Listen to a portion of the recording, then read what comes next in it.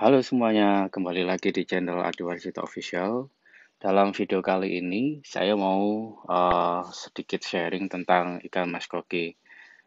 Bagaimana cara merawat ikan mas koki dan susah nggak sih ngerawat ikan mas koki? Ikan mas koki yang saya rawat ini saya taruh di kayak semacam apa ya, box plastik gitu. Kayak kotak kotak makan, bukan kotak penyimpan gitu plastik yang tidak terpakai.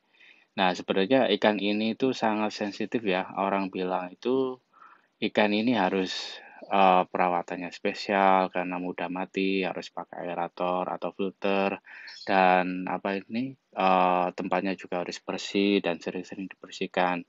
Nah, dalam video kali ini saya ingin menunjukkan ke teman-teman semuanya bahwa sebenarnya merawat ikan mas koki itu nggak susah, nggak seperti yang kita bayangkan dan tidak juga seperti asumsi teman-teman kebanyakan ya.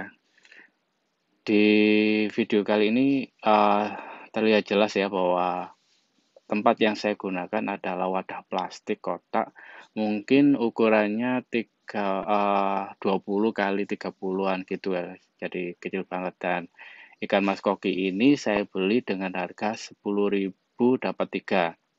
Nah, dengan harga segitu saya dapat ikan yang lumayan kecil-kecil. Ikan yang saya beli pun sengaja sih saya ambil yang warna gold, ada yang white and red, kepalanya ada merahnya, dan apa kalau dibilang hitam sih nggak hitam yang satunya ya, kayak kayak abu-abu gitu karena memang waktu saya beli di penjualnya nggak ada warna hitam. Dan selain kotak yang dari plastik, ini juga nggak ada filter air, nggak ada aerator, nggak ada apapun. Jadi hanya kotak, kotak wadahnya yang dari plastik, sama saya kasih tanaman seadanya. Nah, tanaman seadanya ini tanaman sama ada taman plastik. Sebetulnya sih kurang sih, cuma kemarin pas beli di penjualnya nggak ada jual tanaman hias, jadi ini stok seadanya. Supaya ikan ini tetap bisa bertahan hidup karena memang butuh oksigen yang cukup, saya siasati pakai batu batu apa ya ini, kalau dibilang sih batu bangunan ya, batu untuk ngecor. Nah, batu untuk ngecor ini adalah hasilnya dari pegunungan dari alam, dengan asumsi bahwa kadar oksigennya akan membaik daripada tidak dikasih sama sekali. Nah, ini saya coba, ternyata dalam waktu 3 hari tanpa saya ganti airnya, tanpa saya kasih filter air, tanpa aerator, ikan ini mampu bertahan hidup dengan baik dan makannya juga doyan. Cuma kekurangannya mungkin ya kalau teman-teman melihara dengan tipe tempat seperti ini, perlu diperhatikan juga karena ikan ini kan sebetulnya doyan makan, makannya lahap, dan semakin banyak makan, dia kan semakin banyak ngeluarin kotoran. Nah, kekurangan dari batu-batu yang di bawah ini, apa ya, kotorannya susah dibersihkan karena memang nggak ada aerator, nggak ada filter air yang menghisap kotorannya terus menyaringnya di atas. Tapi karena ini masih kecil-kecil, saya rasa masih aman dan kotorannya pun apa ya, masih tidak mencemari kadar air yang ada.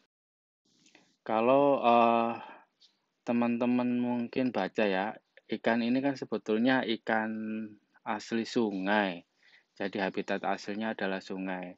Jadi ikan-ikan yang semua ikan yang saya pelihara, saya kondisikan seperti di alam aslinya. Jadi saya nggak usah pakai aerator, nggak usah pakai filter air, dan nggak pakai apa ya, pengolahan air yang bagus, yang apa, beli mahal-mahal itu. Kebetulan saya kondisikan ikan-ikan, semua ikan yang saya pelihara tanpa meminimalis biaya-biaya tersebut. Jadi hanya mengandalkan apa yang ada di sekitar dan mengkondisikan mereka seperti di alam aslinya, di habitat aslinya lah, seperti itu. Jadi dengan asumsi seperti itu, ikan-ikan ini akan mampu bertahan hidup dengan baik.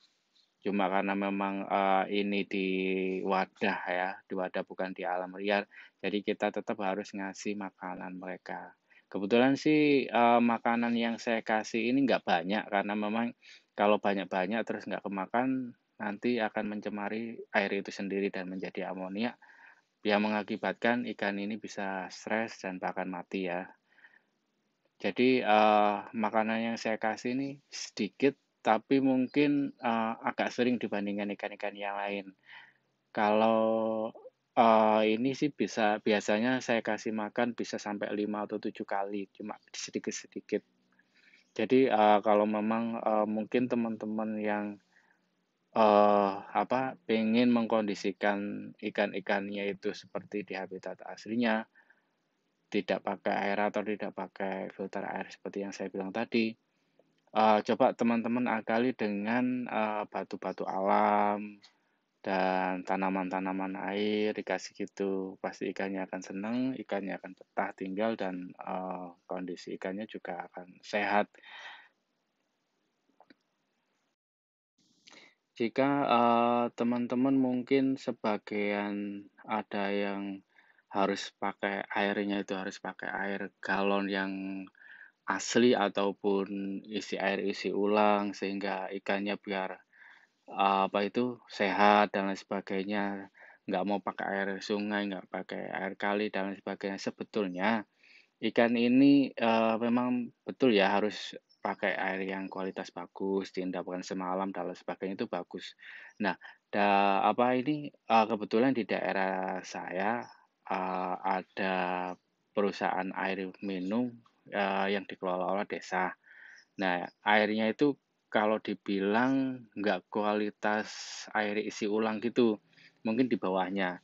Saya coba ke ikan ini. Nah, ternyata ikan ini mampu bertahan dengan baik. Ini hampir 1 minggu ikan ini dan masih sehat, masih doyan makan. Jadi sebetulnya, pikiran yang harus begini, harus begitu mungkin, coba teman-teman hilangkan ya, karena memang sebetulnya ikan ini tuh ikan liar gitu. Jadi, ya memang kalau memang teman-teman pengen spesial harus pakai ini, harus pakai itu, boleh. Nah, tapi jika teman-teman, punya tempat yang seadanya, semuanya serba seadanya, ayo kita siasati ikan ini dengan mengkondisikan mereka seperti di habitat aslinya. Mungkin, itu ya dari saya membahas tentang sedikit ikan mas koki ini. Jika teman-teman ada saran atau kritik yang membangun, bisa tinggalkan di kolom komentar. Karena memang saya juga masih pemula dan masih belajar, ini pun masih coba-coba dan beruntung sih mereka masih bisa bertahan hidup dengan baik, bisa menyesuaikan dengan keadaan. Mungkin itu dari saya. Terima kasih sudah menyaksikan video saya. Sampai jumpa di video saya selanjutnya. Terima kasih dan sampai jumpa.